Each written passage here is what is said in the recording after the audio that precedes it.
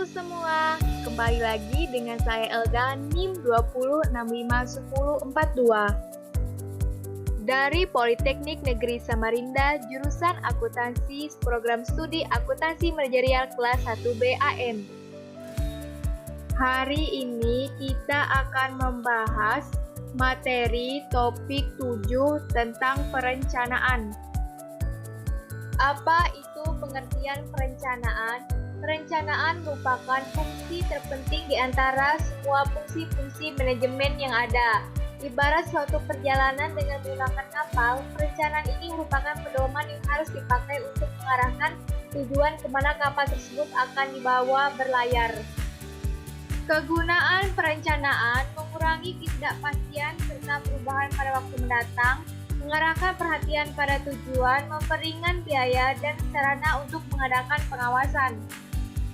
Persyaratan dalam perencanaan yaitu faktual atau realitas, logis dan rasional, fleksibel, komitmen, serta komprehensif. Ada 6 bentuk-bentuk perencanaan.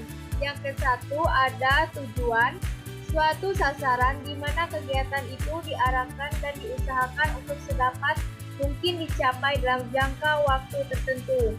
Kedua, kebijaksanaan, suatu pernyataan atau pengertian untuk menyalurkan pikiran dalam mengambil keputusan terhadap tindakan-tindakan untuk mencapai tujuan.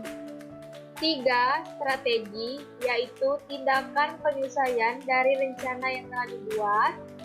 Keempat, prosedur, rangkaian tindakan yang akan dilaksanakan untuk waktu mendatang. 6. Aturan, suatu tindakan yang spesifik dan merupakan bagian dari prosedur. Yang terakhir, yaitu program, campuran antara kebijaksanaan, prosedur, aturan, dan pemberian tugas yang disertai dengan suatu anggaran, budget. Semuanya ini akan menciptakan ada tindakan. Langkah-langkah penyusunan perencanaan. Langkah-langkah yang harus diambil untuk menyusun suatu perencanaan adalah sebagai berikut: menetapkan tujuan, menyusun anggapan-anggapan, menentukan berbagai alternatif tindakan, mengadakan penilaian terhadap alternatif tindakan yang sudah dipilih, mengambil keputusan, dan yang terakhir menyusun rencana pendukung. Perencanaan merupakan proses pendekatan yang rasional. Dengan berbagai macam langkah yang telah dilakukan untuk menyusun suatu perencanaan, dapatlah dikatakan bahwa perencanaan merupakan suatu proses pendekatan yang rasional untuk waktu yang akan datang. Proses pendekatan yang rasional dari suatu perencanaan dengan menghubungkan antara waktu dan kemajuan yang dapat dicapai tanpa mengabaikan berbagai anggapan kritis. Jangka waktu perencanaan ada perencanaan jangka panjang, yaitu rencana yang dijalankan oleh seluruh komponen dalam organisasi atau perusahaan dan dibuat dalam rangka pencapaian organisasi secara keseluruhan.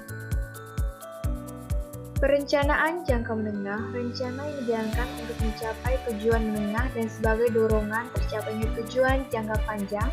Dan perencanaan jangka pendek, rencana yang dijalankan untuk mencapai tujuan jangka pendek dan sebagai dorongan tercapainya tujuan jangka menengah. Faktor-faktor yang membatasi perencanaan. Adanya kelemahan ini disebabkan oleh beberapa faktor yang bersifat membatasi perencanaan, antara lain sulitnya mencari anggapan secara teliti, perubahan yang sangat cepat, kekakuan internal, dan di sini dibagi lagi menjadi kekakuan psikologis, kekakuan karena adanya prosedur dan kebijaksanaan, kekakuan sumber daya dan dana, dan keempat kekakuan eksternal, terakhir waktu dan biaya. Pengambilan keputusan. 1. Syarat pengambilan keputusan.